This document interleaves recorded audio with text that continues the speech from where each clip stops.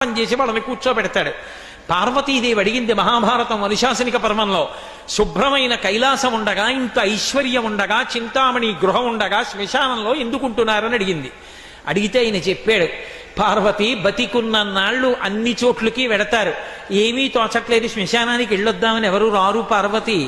నేనంతవాణ్ణంటాడు, పొడుగ్గా ఉన్నానంటాడు, తెల్లగా ఉన్నానంటాడు, పండితుండంటాడు, పద్యాలు నాకు నోటికొచ్చంటాడు, ఉపన్యాసం చెప్పగలనంటాడు, నాకు పాటలొచ్చంటాడు, నేను నాట్యం చేస్తానంటాడు, నేను అధికారినంటాడు, నా దగ్గర డబ్బు ఉందంటాడు, నేను పాట పాడగలనంటాడు. ఇన్ని ఉన్నాయనుకున్న వాడిలోంచి ఊపిరి బయటికి వెళ్ళిపోయిన తరువాత వాణ్ణి తీసుకెళ్లి 4 కొత్త కర్రల మీద పడుకోపెట్టి చాప చుట్టి తాడు కట్టి పైన నూలుబట్ట కప్పి తీసుకొచ్చి అన్నీ తీసేసి కర్రల మీద పడుకోపెట్టి కాల్చేస్తుంటే జీవుడు లేచి నిలబడి పుర్రె పగిలిపోయిన తరువాత కన్న కొడుకు కూడా స్నానం చేసి వెళ్ళిపోతుంటే చీకటి పడిపోయాక, అయ్య బాబోయ్